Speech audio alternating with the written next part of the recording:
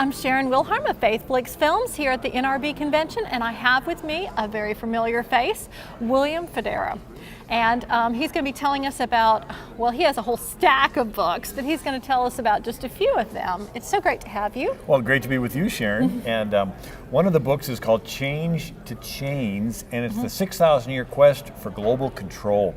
So I spent about a year researching every civilization that's ever existed on planet Earth. Right? The first human records appear about 3,000 or 4,000 BC, and we're 2080, so 3,000, 2,000, it's about 6,000 years. And so the most common form of government in all the world's history is dictators. Pharaohs, Caesars, Kaisers, Sultans, and Czars. And it's very rare for people to get an opportunity to experiment and rule themselves without a king. And so I go through them. First, Israel, right? They were the first, and then Athens, and then Rome had a republic till Caesar made himself dictator for life. And then I work our way up to America and how we wanted to go as far as we could away from a king. Unfortunately, in times of crises, the rubber band wants to snap back into the hands of a king.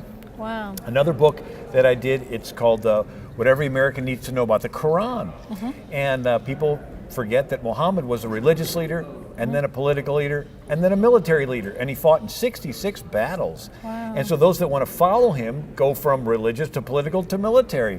And so the Muslims under Muhammad and the rightly guided caliphs conquer Jerusalem, which had been a Byzantine Christian city since Constantine. They conquer Syria, which was the first country to completely be Christian, evangelized by the Apostle Paul. They conquer Egypt, which was evangelized by Mark, that wrote the Gospel, Matthew, Mark, Luke, and John, right? And then eventually they conquer all of North Africa and into Eastern Europe.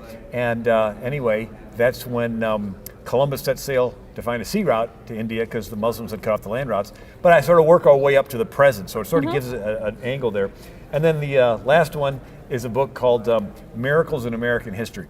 And my wife has heard me speak for 30 years, and she's like, get to the good stories. And so these are stories when America was in crises during the French and Indian War, Revolution, War of 1812, all the way up to the Civil War and World War II, where it was Franklin Roosevelt had a day of prayer on D-Day, and George Patton, when the 101st Airborne was coming to the rescue, or the Third Army was coming to the rescue, he had his chaplain compose a prayer.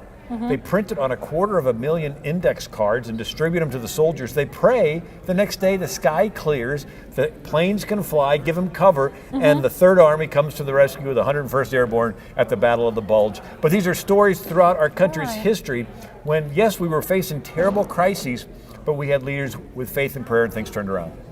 Very excellent. And then, of course, all these are on my website, AmericanMinute.com, and I send out a free daily email called American Minute, and people can sign up, and a lot of homeschoolers like it. It's a lesson for the day. A lot of radio hosts like it. They can sort of, share something interesting for the day. So just appreciate you having me on with you, Sharon. Well, thank you.